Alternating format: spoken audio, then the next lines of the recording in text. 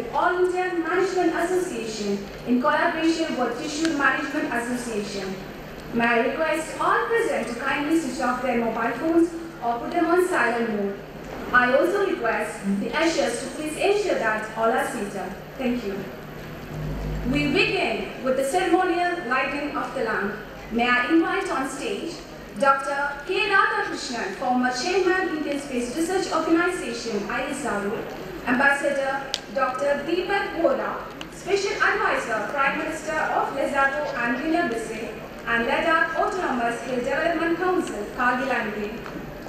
Mr. V.J. Matthew, Managing Director and CEO, South Indian Bank. Engineer Anand Menon, past President TMA and former Chief General Manager, KZ Limited. Engineer M.R. Gopal Krishnan, Chairman, SYMP Committee and past President, Thrissur Management Association. Mr. Sanjay Grover, Director, All India Management Association, and C.A. Soni, CL, President, Thrissur Management Association, to come forward to the stage to light the lamp.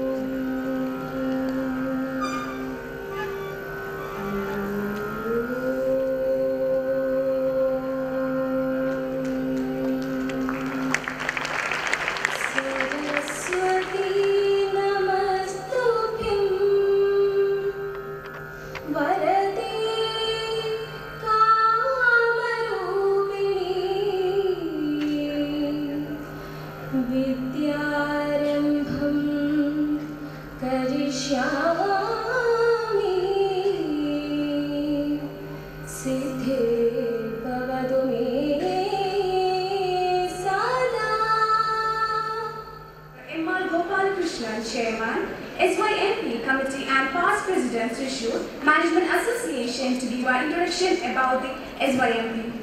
I request you, sir. Respected Chief Guest of the Day, Mr. V.J. Matthew, Managing Director and CEO of South Indian Bank.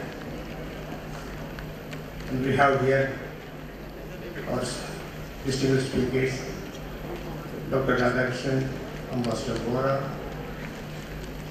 and all the past presidents, and all, there are a lot of dignitaries also. Ladies and gentlemen, boys and girls. India is having a unique population of 65% of the population is under 35 years of age. It's a young India. To attain a proper, better demographic dividend, the youth empowerment is very essential. So we need to sharpen the tool. To get a better crop, we have to nurture the plant in the growing stage. TMA have always keen on that vision, and for that reason we have conducted a lot of empowerment programs. We started with caliber application programs in engineering colleges. We have a All India Business Plan Contest associated with the HighCon, TMA HighCon Business Plan Contest. So prize money is 1 lakh. We have instituted scholarship for the needy, outstanding students associated with the National Bank. We have Best Student Management Award every year, given to the Best Management Student. And we have conducted startup initiative for the students. And recently we found that the students are very good and good in academic, but unfortunately they fail in the interviews.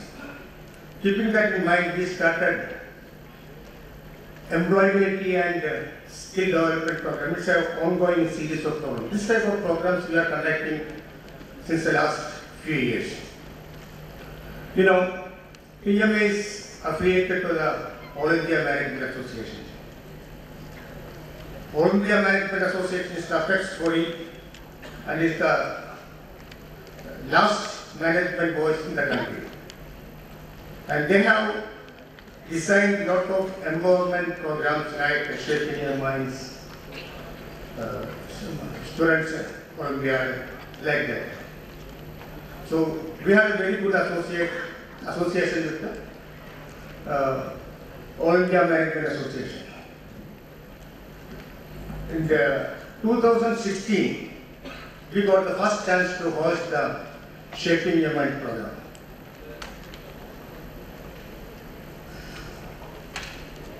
That program, it was a national record. About 1,500 students participated in that program. Then, consequently, we conducted it in 2018. And this is the third time we are hosting. We are expecting about 1,700 participants as per the promises given from the institutes. I think we may break our record itself on the end of the day. And in between we conducted Management Olympiad in 2017. So TMA is very active in all these empowerment programs. And Shaping Your Mind program is the flagship event of AIMA. Thrissur is the cultural capital of Kerala. Thrissur is the financial hub as well as education hub of also Kerala. We have 3 universities headquarters situated in Thrissur.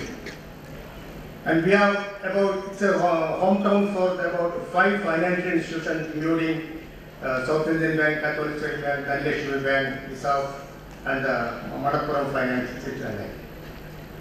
And this is a hometown for very famous world businessmen like Yusuf Ali, like C.K. Menon, Shoba, PNC Menon, Dalfa Muhammad Ali, and like that, you know, there are a number of them. Kalyan Jubilees, Kalyan Seikhs, Sundar Menon. Their stories, their life incidents, professional incidents, their failures, their obstacles to overcome the problems, like that. It's a storytelling like. This don't take much time. It's about half an hour or something like that. After that, we have a session of panelists from the stage. They will start initiate the question answer sessions. After that, it will pass over to the audience. This is a style of functioning on this. And end of the program, all the participants will issue the certificates. And I ensure you get the certificate. I repeat, it's only after completing, attending all the sessions. We are spending about more than 1,200 rupees for each delegate. It's a big task. So this is a rare opportunity getting to all of you. So make use of it in the proper way. I request all of you, particularly the students who are sitting on that last bench, please concentrate and don't make noise and be silent. And it's a very fruitful sessions. We will be serving you lunch and tea, coffee, etc.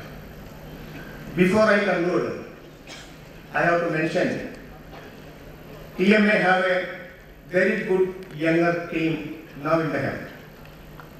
And you can see the result, the SYMP, because of their new hard outlook and hard work.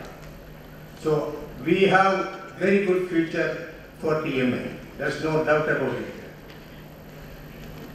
We have all received quite a lot from the society. On return, we have to contribute to the society, which all means what all things we can do there. We TMA doing this activity as part of our contribution to the society. I wish all of you have a wonderful sessions today, and you will participate very actively in this session. Thank you very much.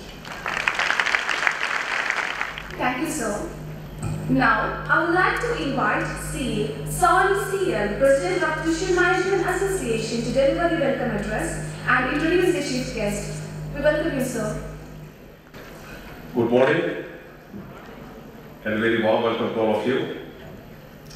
Respected Chief Guest, Managing Director and CEO of South Indian Bank, Mr. DJ Matthew,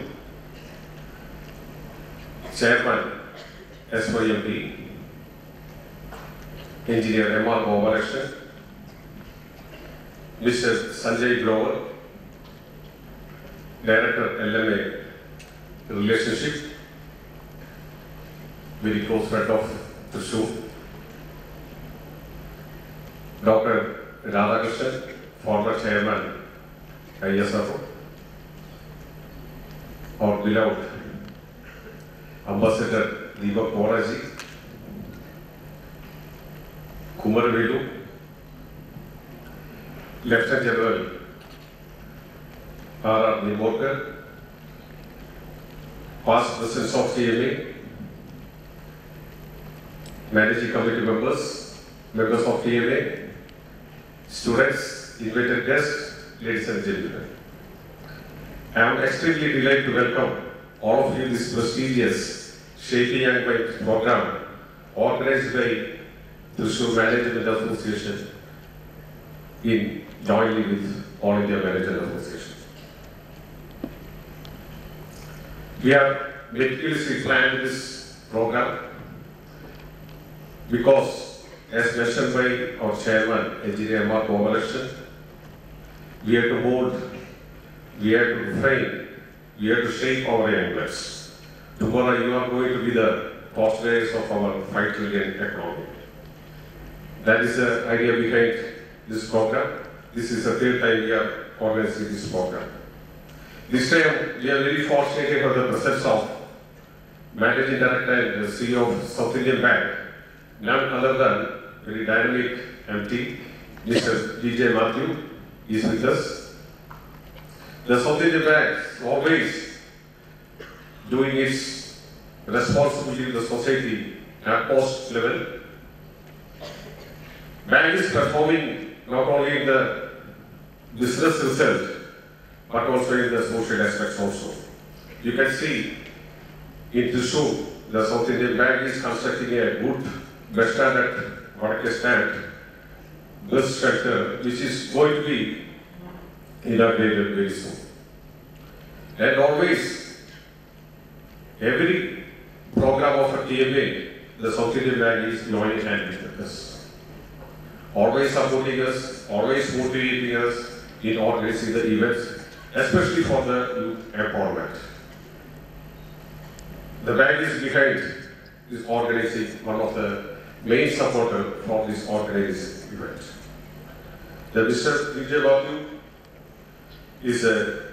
started his career as a promotion officer in State Bank of India for 35 years, and among his major assignments in SBI, Deputy General Manager, IT Network Project, Deputy General Manager and Branch Head, Overseas Branches, Bangalore, General Manager and Regional Head, Corporate Accounts Group, Mumbai Office, and Chief General Manager, Risk Assessment.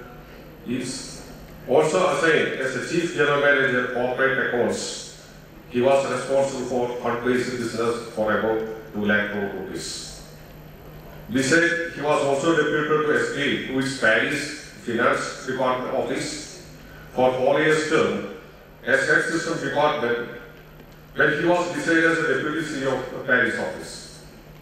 Mr. Matthew has served as a member of important committees of State Bank of India, such as Wholesale Banking Credit Committee, Corporate Center Credit Committee, Investment Committee. He also served on the board, SBI Infrastructure Trustee, etc. and so on. There are a lot of many assignments he had done during his career, and he joined South Indian Bank as Executive Vice President in January 2014, and now is the MD and CEO of the South Indian Bank. we TMA and all the members present here extend a warm welcome to Sir Mr. Vijay Matthew and this also welcome the chairman of the SYMP committee, M.R. Gopalakrishnan, and we have our very close friend from AIMA, Mr. Sanjay Grover. I also welcome Sanjay Grover to this function. And we have legendaries of speakers here. Dr. Radhakrishnan was the former chairman of the ISRO and he was instrumental in welcome you, sir. And also we have Ambassador Divakora having tremendous experience service. Warm welcome, sir. Also welcome Mr. Kumaravelu, CEO of Naturals. He will be joining very shortly. And Lieutenant General Rajendra Ramarao Niborkar.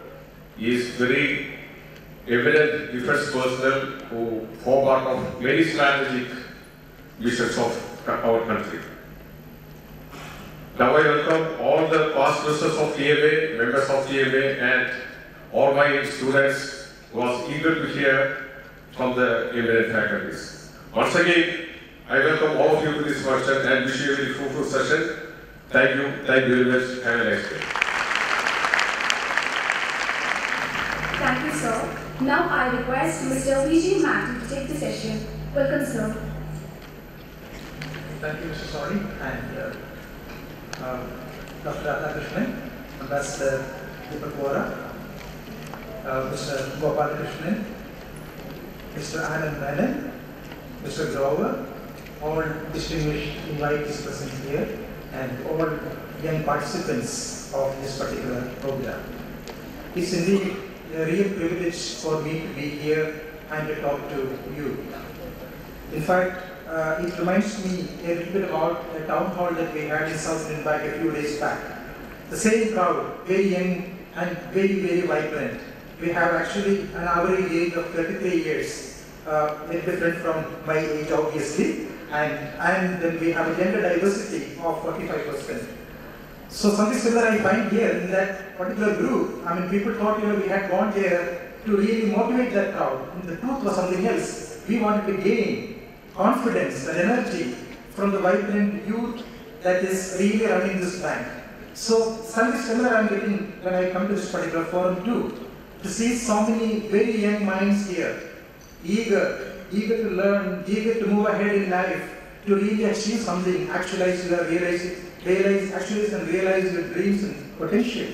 Such people is really energizing to see them, and it is a privilege really to talk to them.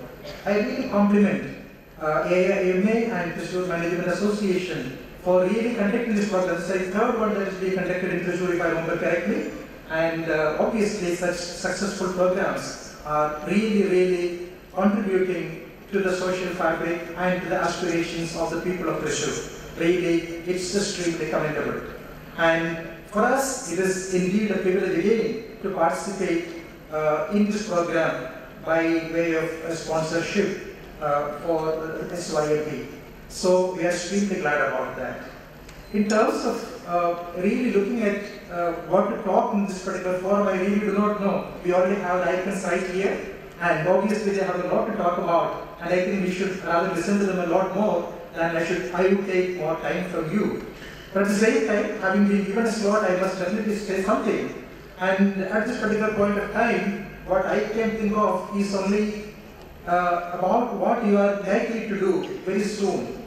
As I understand, a lot of you are in the final coursework of your undergraduate programs, and some of you may be in the postgraduate programs too. And I understand a few of you have already joined some managerial positions in some of the corporates in our country. But whatever it is, all of you are very young and you are aspirational in your life. And what is important are really those two things, is the age, the kind of energy that you can bring in, and the kind of dreams and aspirations that you have got.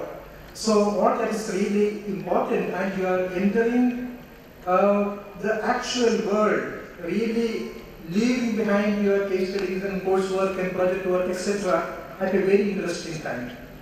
interesting and also a little challenging, I would say.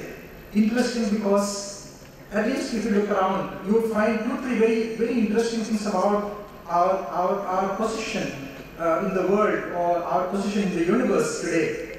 I don't think there was any other time in the history of the humankind when you had access to so much of information.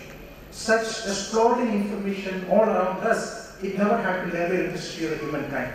Therefore, we are in a situation where we have at our fingertips any amount of information.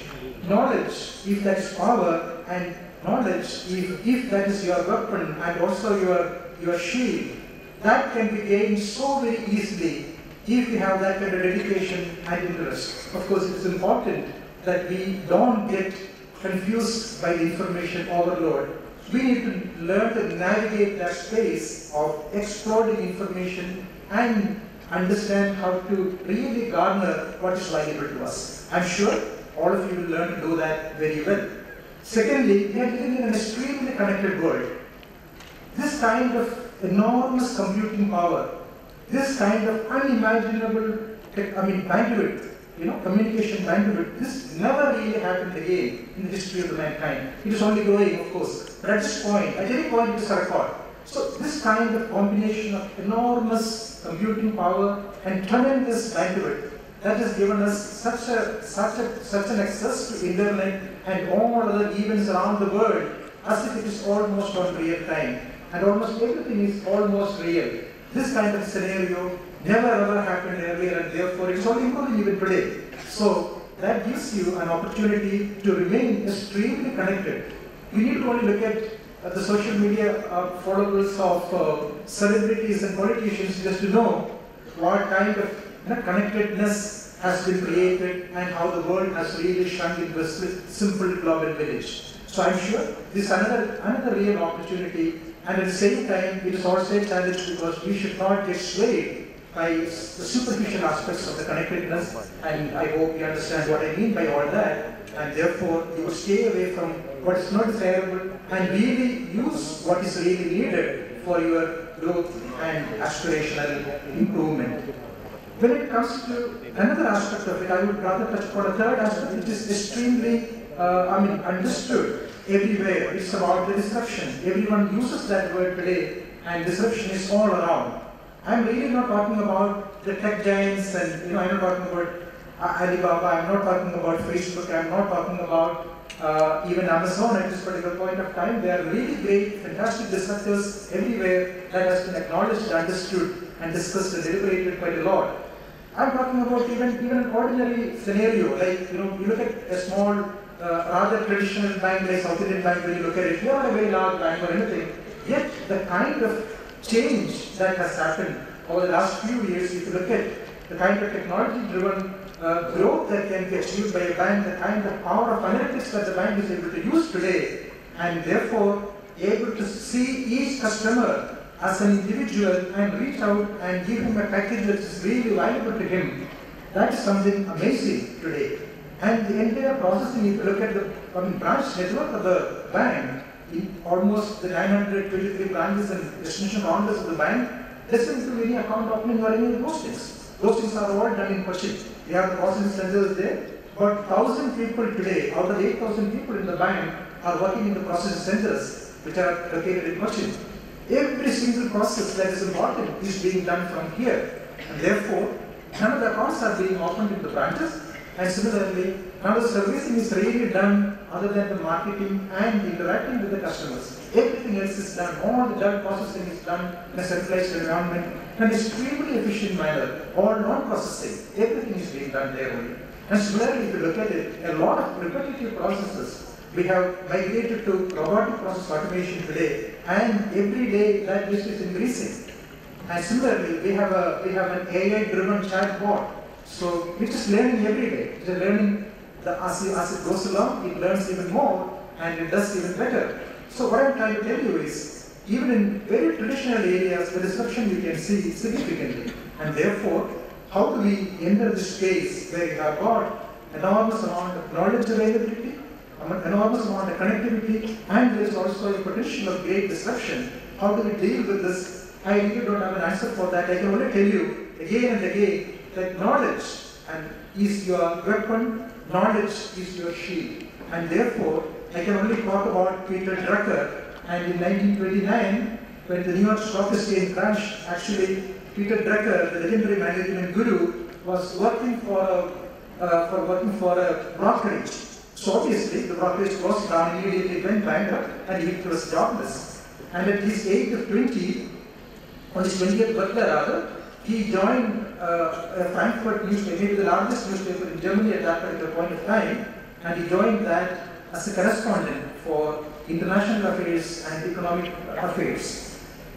Then of course he understood that he has to read a lot, and of course the newspaper was an evening newspaper, it would come out in the afternoon, and therefore he had all the time after that. From morning 6 to 2:45 or so, he has to work. After that there is no other work. So he used all that time to create a system of learning, reading and reading. And in his own words, what he said is subsequently he created a system of taking up a new subject every 3 to 4 years. It could be Japanese art one day, it could be economic theory another day. And he said, 3 to 4 years, he assumes that in 3 to 4 years is certainly not the time to really master something. Obviously you can't do that. But he says that is good enough. 3 to 4 years is the period that is good enough to understand a subject in its seriousness, and therefore, not only that it gives you a real solid foundation of great knowledge and awareness, it also gives you the capability to understand the different approaches which are followed in different disciplines altogether. Japanese art obviously does not have the same method as economic theory. So it is totally different. So it opens up your mind. And I hope this kind of programs are meant for this only. It is really opening up our minds, and this kind of opportunities I hope you will all take. The very fact that you are here today shows that you are open, you are really aspirational in your views, and you have a progress started out for you. So obviously I hope you continue in this path and really believe in knowledge as your weapon and your shield and move ahead. All the very best to all of you.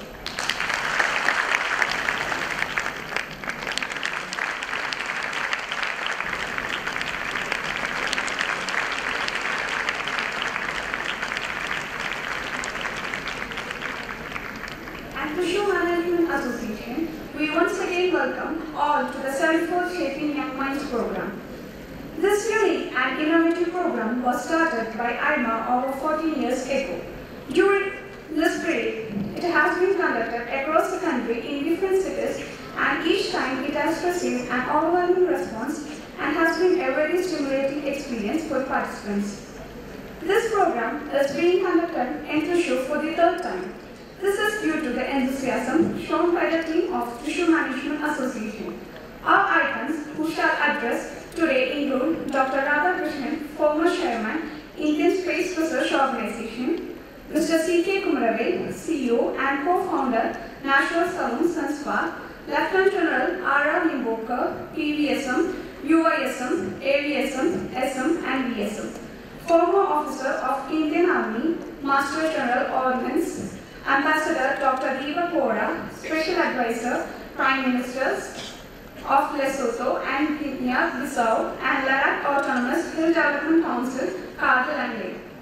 The beauty of this program is that you will hear no lectures, or as we call it a camp. You will have these iconic leaders simply talk to you to share their lives, their success and more importantly, their failures, how they have reached where they are today. We do hope that this program today will be able to help light that spark which will take the participant forward in life to manage their life and career with confidence, experience and zest. Now a word about the format of the program. Each speaker will speak for about 30 minutes and then answer questions for about 45 minutes. For this question and answer session, we will have panelists for each of the sessions on the dais, who will be given the opportunity to ask the questions first, and then the floor will be open to others. I would request you to make your questions brief and focused. Roaming mics will reach you as soon as you raise your hand, but please wait for the moderator to give you the floor.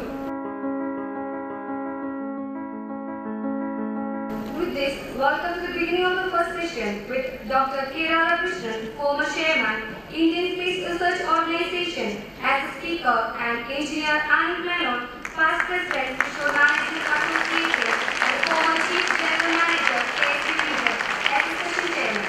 May I request the dignitaries, Dr. K. Radhakrishnan and engineer Anil Menon, come forward for take their seats.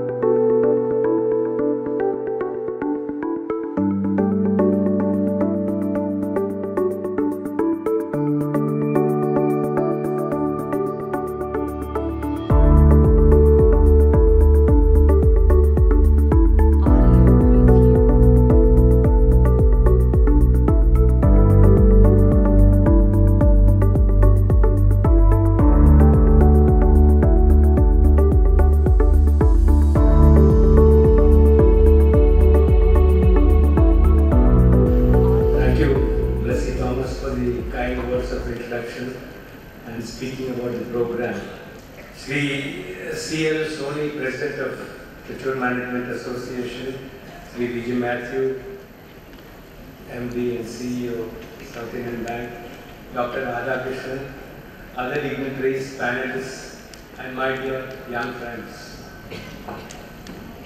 Mr. Sanjay Grover has been a person who cherishes such programs. He loves Thrissur, and he is also here. So I'd like to thank Sanjay Grover also on behalf of Thrissur Management Association.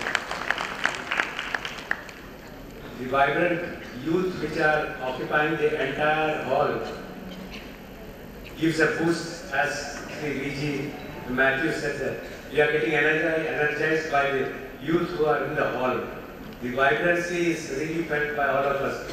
I was just telling my good friend and an icon, Dr. Radhakrishnan, about what is going to happen today, and he is really thrilled. My dear friends, each of you present here today is very fortunate that every speaker, in his unique style, will act as a catalyst to your thought process and help you face the future with confidence and pride.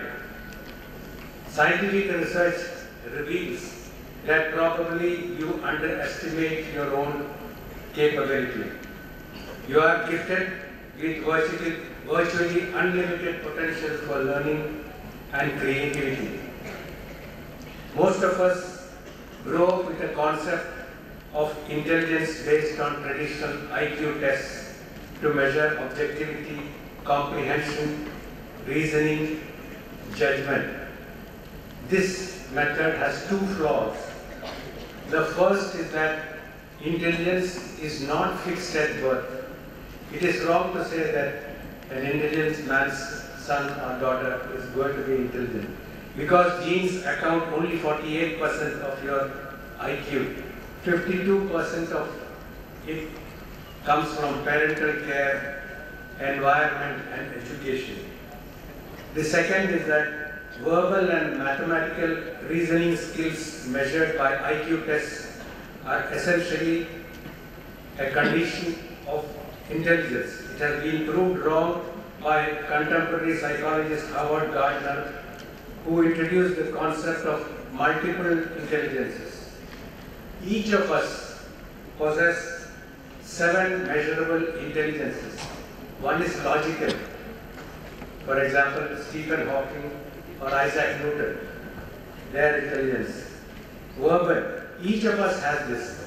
William Shakespeare, Rabindranath Tagore. Spatial. Michelangelo, M.F. Hussain. Musical, Mozart, K.J. Jesudas, Zubin Mehta. Bodily kinesthetic, Muhammad Ali, Nadia Comaneci. Interpersonal, Nelson Mandela, Mahatma Gandhi. Intrapersonal, Mother Teresa, Sri Sri Ravi Shankar, Sadhguru, etc. Friends, your brain is much better than you think. Your brain can learn 7 facts per second, every second for the rest of your life, and still have plenty of room left to learn more. Your brain will improve with age. if you use it properly. This is a good thing for all of us who are getting older, because we are given to understand that your brain will stop not working properly.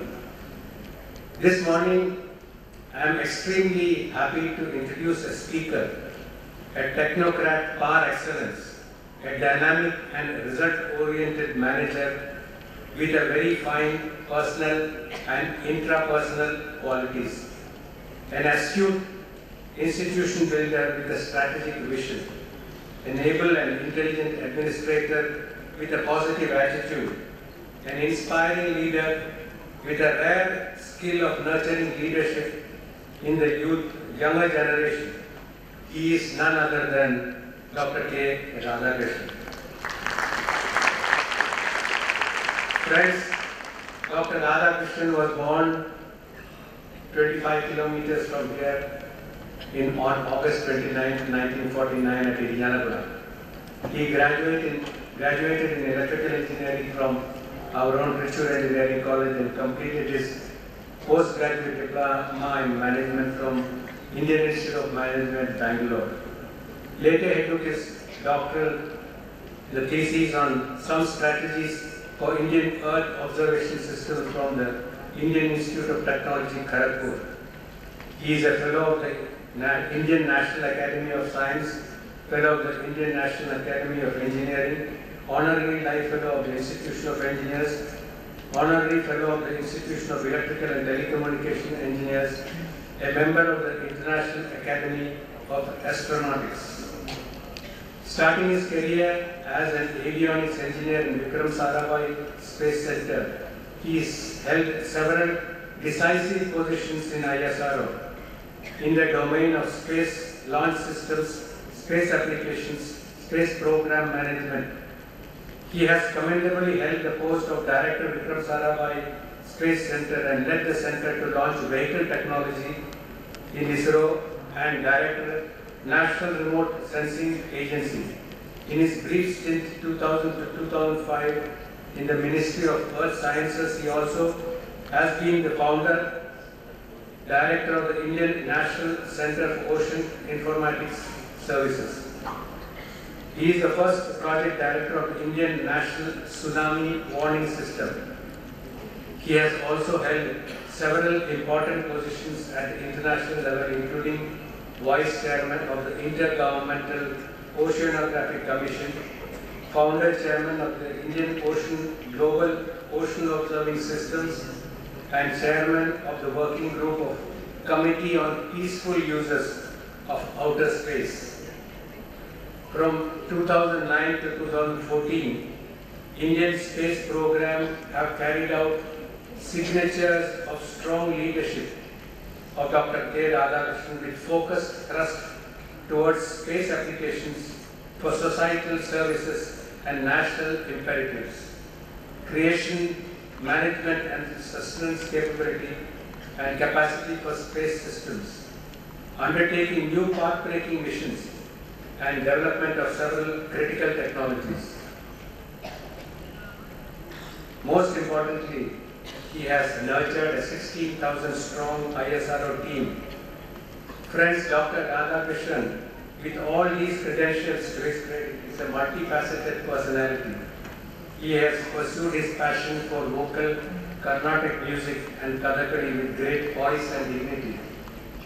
Dear friends, I have very great pleasure in presenting to you a technocrat, a space scientist, an administrator, a musician, and above all, a great human being, the one and only Padma Bhushan, Dr. K. Radhakrishnan. To all of you, I am extremely delighted. In September, I got an email from the Director General of All India Management Association and Mr. Sanjay Grover.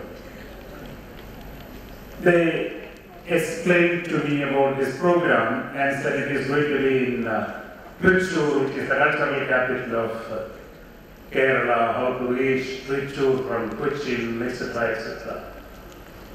So I was, in fact, delighted back to be in my own hometown and meet the demographic dividend of Thrissur.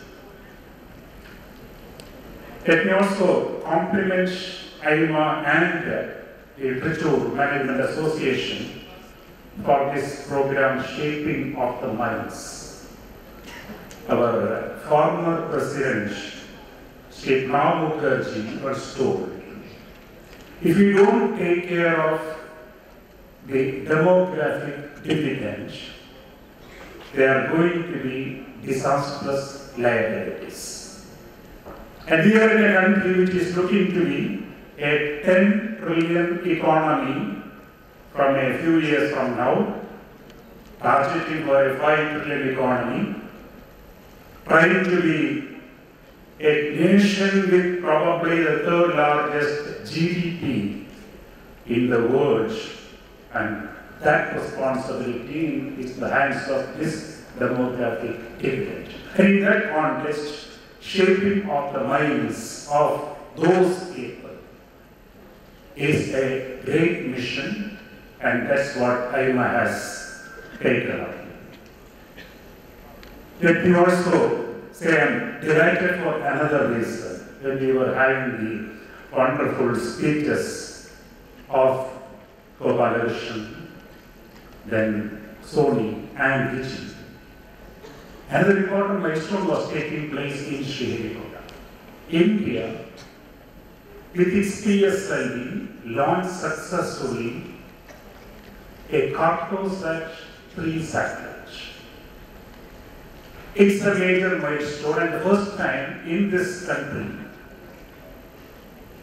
we built a satellite and we launched it, which can distinguish every object of 1 feet from another. Ambassador knows, General knows what is the significance of such a device in the space. And it is done by people like you who graduated from the colleges in India, who worked in the space centers in various parts of this country, and who made this possible. The lesson is, nothing is impossible, and you can do that. What is required is you should be clear about your direction, the vision. You should be able to do that with a level of excellence, not as individuals alone, as a team. And you must have a strong leadership. And management experts talk about transformational leadership. And that's the reason why this organization has been able to do that. So what is the proud moment of your life? The proud moment of my life was at 21 plus. I was able to get into this organization, ISRO at Tumba. What is my proudest moment? That is when I signed off in December 2014, having done, of course, the Mangalyaan mission and several other feats and milestones, but with a very strong team. And it is satisfying for one to see after 5 years, our own younger colleagues are taking those leadership positions and coming up with such marvelous missions. I was very happy to hear about the person switching the domain. It was told every 5 years we get into a new area. We have a tendency to be in our comfort zone. You can get a job in Thrissur, ideal. You can get a job where you can have an overnight gym, fine. If you are in a job where you are comfortable, you know about everything, then it is comfortable. But if you want to come up, get out of the comfort zone. And when you get out of the comfort zone, you get into a dangerous zone. There will be several unknowns in that domain. The environment, the people around you will be also different. And if you can win in that environment, passing through the hurdles, which you will see everywhere, then you get into the next level of excellence. If you are able to face a hurdle successfully, that means your inner strength will go up. If you decide to float in that situation, you will be one among the many. If you get depressed, then that's the end of your life and career. So the next lesson is thank those people who are putting obstacles in front of you. And it is your job to jump and get into the next level of excellence. We have been asked to address a few things about failures in life. You will have failures. If you start doing difficult things, certainly you will fail. But the key to success is learn from the failures. You have to embrace difficult situations. And when you fail, learn from the failures. Learn from the failures of others and others. And then you get into success. With these words, I will stop at the moment and give the floor to the panelists and the audience. I will come and sit there. Probably we could have an interaction. Thank you. We don't have much time. I think we have decided on the questions. Who's going to ask? Yeah, go ahead. Be very specific so that you can answer. Go ahead. Tell your name and then. Good morning, sir. My name is Manjul Vijay. I'm currently pursuing PGDM from SYMP Coaching School of Business. So, my question is. Stand so that people can also see. My question is, India has undertaken many successful and pathbreaking missions like Chandrayaan and Mangalyaan. So, according to you, what is India's actual potential in terms of space research? And when we look in the global scale, how competent is India? Potential of India is unlimited. The point is, you have to decide to do it. If you look at 1960, when the globe started modern space age with America and Soviets, we were in a very difficult situation. But still we decided to get into space to find solutions to those problems of poverty, of illiteracy, etc. Our focus has been how this technology can be used for the benefit of the people. Standing on our legs, that means we must have self-reliance to develop those technologies for rocket satellites, etc. And we have done that. You asked the question, where are we? We are probably the 6th space agency in the world today. We have America, we have Russia, European Space Agency, it's a consortium, then Japan, China, India, then Canada, Brazil, etc. This is the next system. And if you look at Mangalyaan, that has been a disruptive event in planetary exploration. It told the West that there is a different way of doing this. Thank you. Thank you, sir. Morning, sir. I'm Teresa Anto. I'm pursuing MBA in Kerala Agriculture University, Vellanikara. My question is, uncertainty and risk are the crucial role in our life. How do you accurately calculate uncertainty, risk, and quantify the demands? See, in every project there is an uncertainty. And when there is a complex high technology project, a project which is a large one, then the complexities will go up. And we have one more uncertainty because we work in space environment. If you do business in the planet Earth, you know the risks. In fact, if you talk to your VG Saab, he will tell you. He has done the risk assessment. If something happens in one part of the world, how does it affect your supply chain, your delivery chain, etc. But we have a different kind of thing. There is an object which is a very complex system. So what we need to do is we have to make the assessment of those risks, the potential problems that are likely to come, prepare ourselves, and when we have a launch, we will be ready with almost 50 contingencies that could come there. and we have the answer to them, and the entire team will know what to do. That's preparedness. Thank you, sir. Thank you, sir. Teamwork. Speak loudly. Teamwork is to be successful. So, what do you take on leadership and teamwork, sir, to the students? One single factor that could be cited for ISRO's excellence today is team excellence. Islands of individual excellence could produce results, but there is a limitation. But if all of them come together, you get the best of everyone.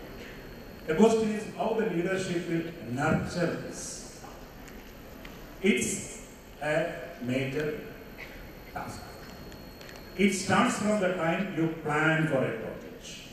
All of them should be part of it. When ISRO decides to embark on a Mangalyaan mission, a mission which is an add-on to what they have been doing, to be done in a tight schedule of 4 years, a complex mission where everybody else has failed. You take all the people and transform this challenge as their challenge of all the members. Then you work with them, you support them, you facilitate them, you inspire them, and finally, when the reward comes, give it to everyone. So the reward system, the recognition should also be linked to the team excellence. We have been able to do that. That's why we are able to succeed. Thank you, sir. Good morning, sir. My name is Parvati Mohandas. I am pursuing my MBA from Kerala Agriculture University. Sir, you are a scientist. At the same time, we understand that you are a person who loves music, who is enthusiastic in Kathakali and performer. How are you able to sing every year at Chembai Sangeetotsavam at Guruvayur Temple? And how important you feel like to take out time for yourself? See, we have 24 hours. The question is 6 to 8 hours we leave for sleep, the rest of the time is with you. You can do what you like. It could be sports, it could be music, it could be dance or any other activity. One has to get into that. From the place where I hail from, where now he has been, it's a seat of ancient knowledge, arts, etc. So it is in our gene. Only thing is we nurture it, continue with it. It benefits also. On a materialistic level, it is a de-stressor. When we have a lot of tension around, if you listen to music, if you sing, you get some relief from your problems. The second part of it is if you learn performing arts, you can perform on the stage, your communication capabilities will improve. Second part. The third one, you talk about mind. That is where the spiritual plane comes into the picture. And if you are in that area, music helps. It is called Nada Yoga. These days, the modern managers talk about mindful management. If your mind is not with you, you will not be able to take the right decision at the right time. Simple as that. So it helps us also. Thank you, sir. Good morning, sir. I'm Aishwarya. I'm pursuing my MBA from Indian Institute of Management Studies. My question is, you have studied at Indian Institute of Management and Indian Institute of Technology. These are the premium institutions of our country. What's your advice to those who are not from such premium institutions but still want to do well in life? I am from Thrissur Engineering College.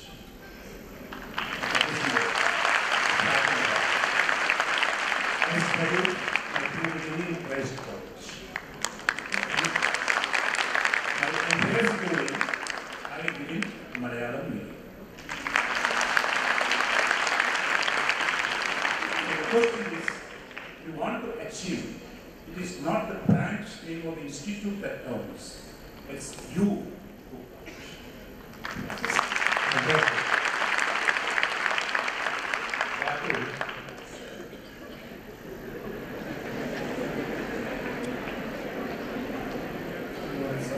My name is Rahim. With the Chandrayaan-2 not going as per plan, what are the important lessons you think that have been learned? Also, how one should keep oneself motivated in times of disappointment? See, when you embark on a space mission, which is quite complex, we are always ready for any type of outcome. We prepare ourselves for the best.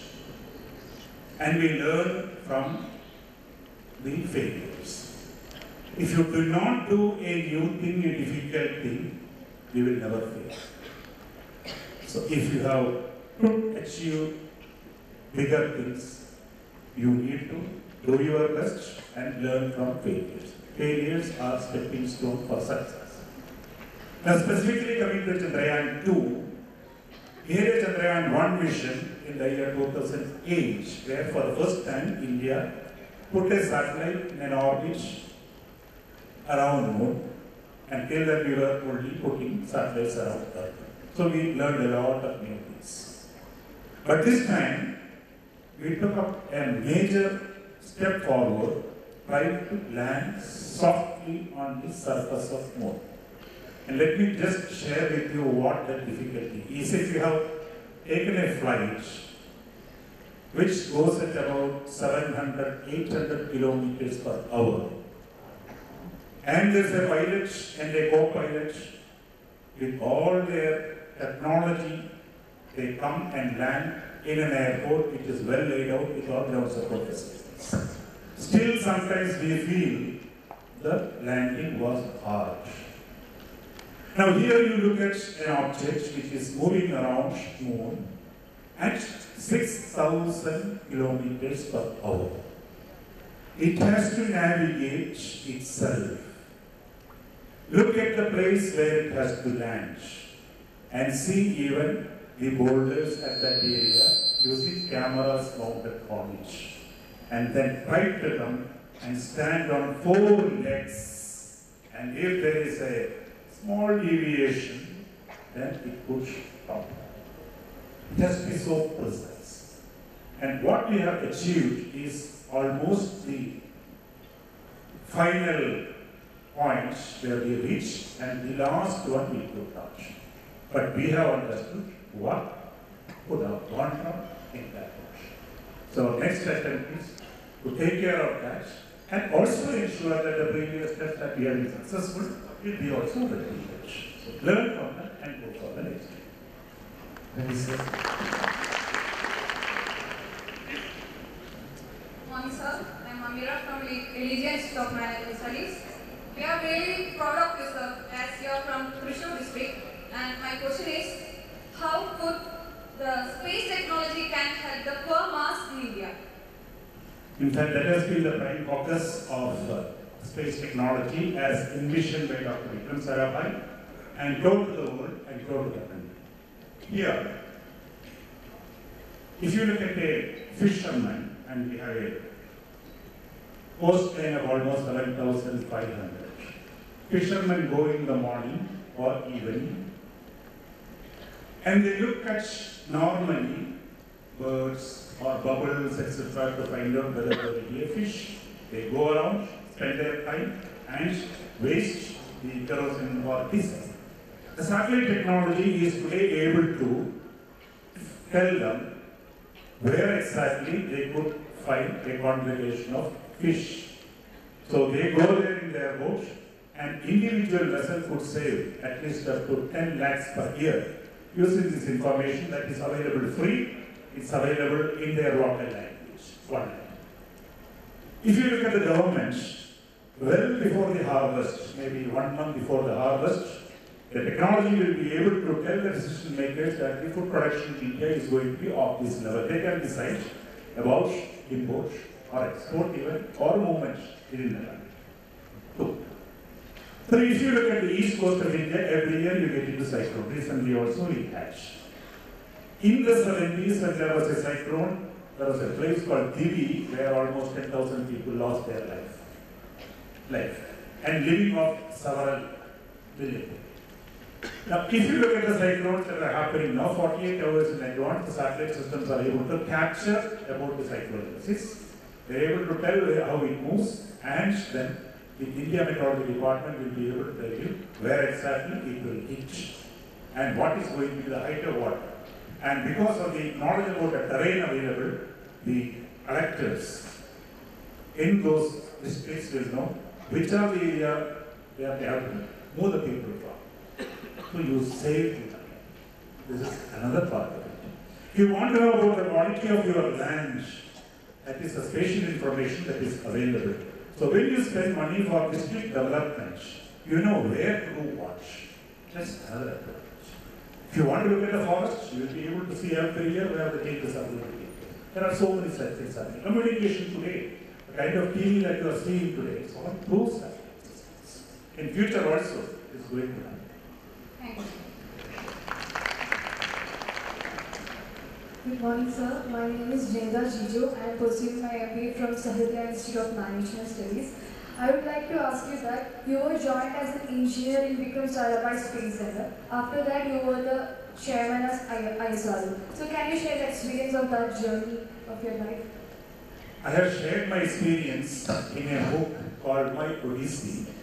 It was published by Penguin in the year 2016.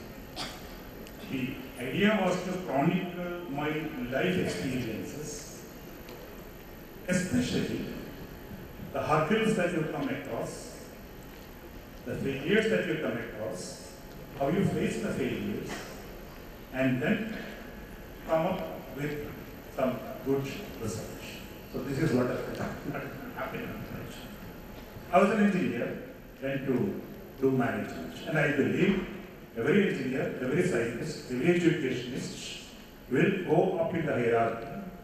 They have to manage people, they have to lead people, large number of people, and also they have to develop leaders for the future. That's the challenge at the later stage. If you have a formal training in management, this becomes slightly faster. Instead of learning by experience, you learn through the experiences of others which are happening. That's our knowledge of management. Now, I talked about the comfort zone. There is a question of domain switching. If you start specializing in one particular area, you may be an international expert in that particular area. You can also develop horizontally and with certain level of care. I have been doing this in my care. Initially it was avionics, then I got into the larger space domain, program management. And my chairman of those days, Professor Satish Dhawan, he thought that I should concentrate in one new area, remote sensing. I got into it. And at one stage, I decided to get out of this area of space and get into a new domain, ocean. And I came back with more experience. As somebody told, that when the coin goes for circulation, it will lose its shine. But he said, I came back with more shine. That means more experience. That is, I put it in someone. Then I got into this. The success mantra there is, whatever be the role that you have, do your best, give your best. Then certainly you can take more challenges and others will recognize you for taking these positions. But you read that book, My Odyssey. Thank you, sir.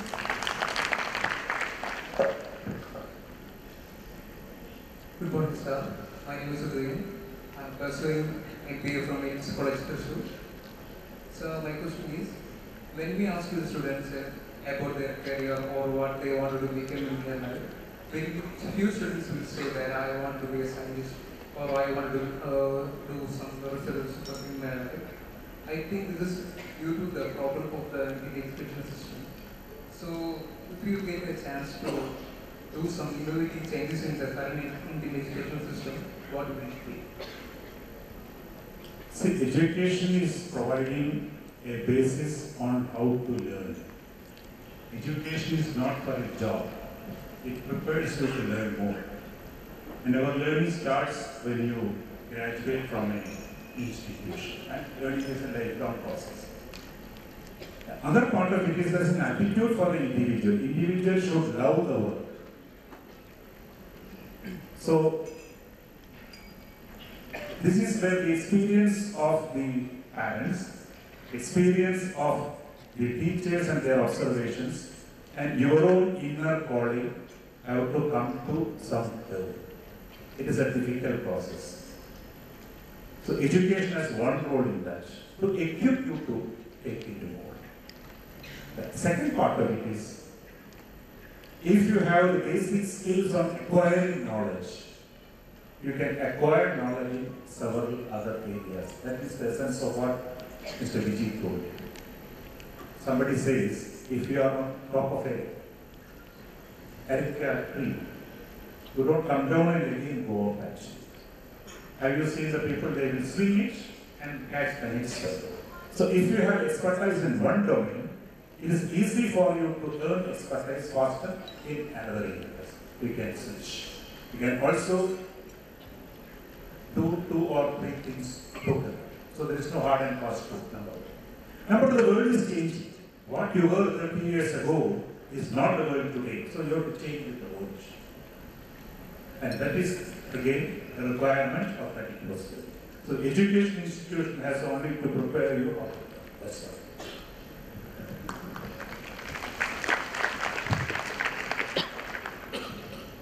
Good morning, sir. My name is Sonia George. I'm from Thrissur, currently doing third economics. So my question is, nowadays artificial intelligence and technologies are leading the world. So what is your take on this, sir? See, technologies are changing and the change is exponential. It's number one. 2013, the world talked about disruptive technologies. That is, technologies who have got a very large ramification in terms of the business, etc., etc. Now people talk about moonshots. Artificial intelligence replaces the routine work, routine thinking. But artificial intelligence cannot at the moment replace the conscience that the human being has. There are pathways to cognitive robotics, etc. coming now. But understanding our human brain itself is not fully established. This conscience part of it is still not established. And when you come to artificial intelligence, there is a question of ethics also. So these are the things to be worried about in the future. But certainly it replaces a lot of routine activity, leaving our minds to do better. Yes. Example is again the bank. If you look at all those banks where the people were worried about transactions, now it's all done by the computer. If you look at the railway reservation system, airline reservation system, all the human beings are replaced by the transaction process. So this is the next step. That's what. Thank you, sir. Friends, we have about 5-6 minutes for taking questions from outside. The session was really wonderful, and I think all the questions of the students were answered most magnificently. If you anyone can stand up or you raise, we have a few questions from the audience before I sum up. Anyone wants to ask something? Any questions from the audience? Yes, sir, Ambassador. Deepak Vora, sir, is going to ask. Thank you very much. Sir, with your permission, Doctor. You talked about success and failure. You said that failure was important for success. I just wanted to add to that, sir, what I've always said. If you succeed, you can be a leader. If you fail, you can be a guide. Tell others to avoid failure. That's all I want. Thank you, sir.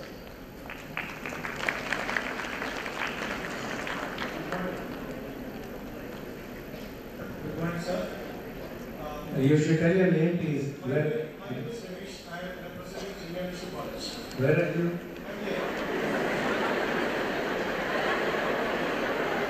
Okay. So, my question to you is, as we are talking about failure, Chandrayaan 2 was technically a failure. We were not able to softly land. So, how do you inspire a team which has seen a failure? The billions of hope is with them. The whole country is watching them. How do you get on in another project? How do you inspire them as a leader? I can share my experience how I faced my 2 failures in the first year as chairman.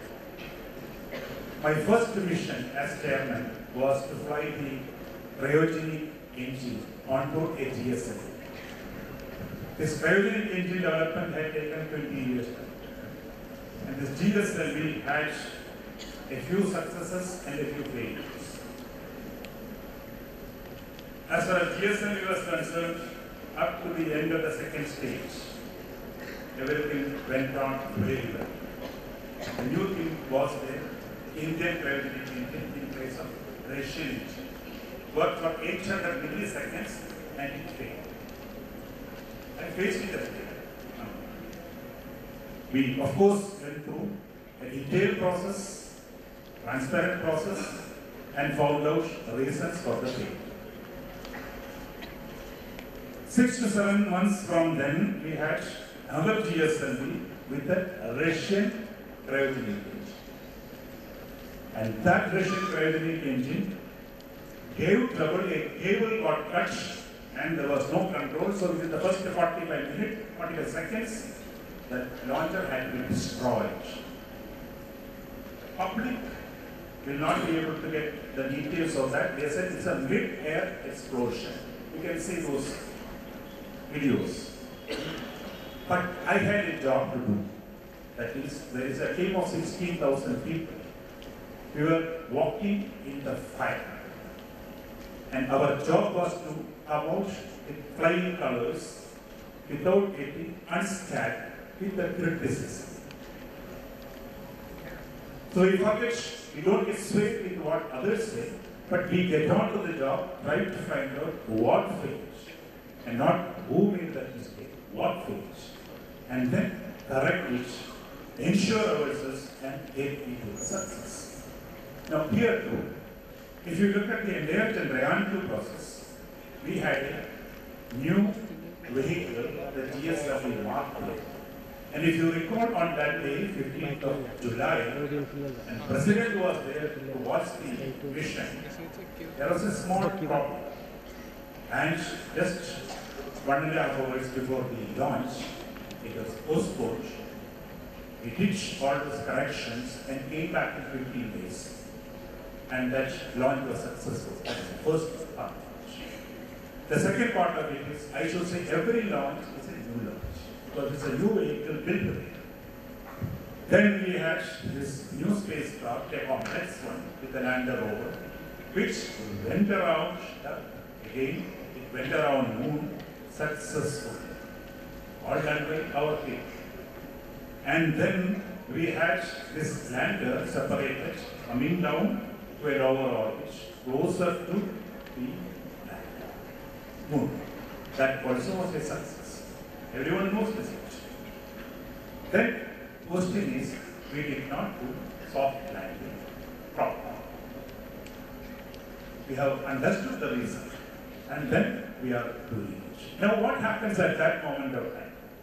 When we sit at the Mission Control Center for every launch, we know all the scenarios that are likely to happen, and we are ready with answers on what to do for every contingency. If there is a satellite in orbit, if it has a problem, the team will know what next operation they have to do. So they are prepared for it. At that time, we are focusing on the task. That's the more important. And when you look at that, coming back is not very much. The proof of the pudding is the eating. In GSLV, after 2 years, we came back with flying colors in 2014, and afterwards all GSLVs have been successful missions. So wait for the next Chandrayaan mission. It's the same team, learn from the experience and Thank you, sir. Please go ahead. Glad to have you here. So I just want to know. We would like to know who you are, please. My name is Thrissur, and I wanted to ask you from your perspective. You have been a part of a lot of institutions that are So I just wanted to know, what aids the Indian work culture? What is wrong with the Indian culture? Considering the fact over the years, we have been having a lot of government institutions, and I think only ISRO has come up to the top echelons of the world countries. So what actually is the Indian work culture or the Indian government culture, work culture? Thank you. I will say what are the key success factors of ISRO. First and foremost, there is a vision. 60 years ago, Dr. Sarabhai, who founded the organization, said in India we are going to look at the welfare of the people, society, for which the space will be fundamentally contributing to, and the self-reliance with which we will be able to do this. This has been shared by the organization, by generations of organization, and also the government. It's a national issue. The second one, as an organization, we are a responsible organization taking money from the public exchequer. So we have to also strive to do what is required for the country. So always our application goals are aligned to what the country needs. This is the second part of it. The third part of it is the team excellence. We talked about it, and this is probably the first and foremost reason for our doing better and better. It's associated with the leadership, again, the transformational leadership that people have been providing to the organization. And how do you face failure and how the resilience from failures as an organization? This is important. It is related to the previous question. The resilience of the organization as a whole to come out of it. We have that. Now, if you look at several other organizations, I won't name it. If you look at individual excellence, individual contributions to be rewarded, the individuals will work with their silos. You don't achieve a major goal in that situation. This has been one of the reasons. And we put also for ourselves impossible targets. We try to reach that. For us, it is a question of national pride and devotion. If you look at Mangalyaan, our team could have earned their salary, earned their promotions without doing that. But the same team could extra effort and complete that. So this is another part of it. So this comes with the G of the organization. It is possible to have this in other organizations, but in a new organization, it's always easy to inculcate new culture. In an existing one, it will be slightly complex. It will be difficult to change that. Thank you, sir. I think we are satisfied with what he said. Friends, we had an extraordinary session, and Dr. K. Radhakrishnan held us, all of us spellbound. I've known him for past 35 years, 40 years, but I've seen him, smile at him, listen to his songs in Guruvayur and in Yanaguda and other places. He used to perform Kathakali also, but he stopped in 95. Spoken to him many times, but never listened to him speak to an audience. I am really thrilled that a person of his stature, caliber, I'm staying in that particular town for so many years. Thank you, sir, for all the wisdom you shared with us. Friends, key takeaway from what he said. There were so many questions. Only the panelists have asked the questions, and what I would like to tell you, what I gather, is that islands of excellence are there in many organizations. But the key is to integrate those islands of excellence so that the whole organization works as a team. ISRO is a classic example. Vikram Sarabhai, the founder, had a vision, a national vision, and then India, the people who were, for whom this institution was built, and each chairman has been a person of excellence. That's why this has become a premier institute which all Indians are proud of. Mention was made about the landing, the failure, and he specifically mentioned how easy it is in an environment like from here, South Indian Bank, working where it's when all these are automated. 8,000 workers, 1,000 people are there in the IT section. So it's one of the most perfect banking systems. But there in space, so many unexplainable conditions prevailed at that time. The speed at landing 6,000 kilometers per hour, and then terrain which has been studied but unknown at that particular point. If I'm mistaken, I do not know. Israel has failed twice in landing. I do not know if it's true.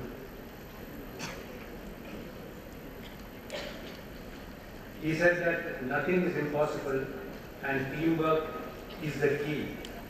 Strong transformational leadership has been the key of ISRO success. Mangalyaan mission was his proudest moment. Switching domains, don't work in the same place. He shifted from space to oceanography and then again came back. And I think that is also a thing which we should all try to aspire. It may not be so easy. Failure is the stepping stone of success.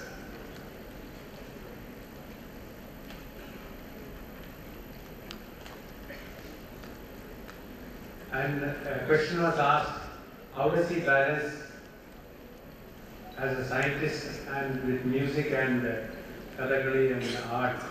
And he said it is a very good de-stressor.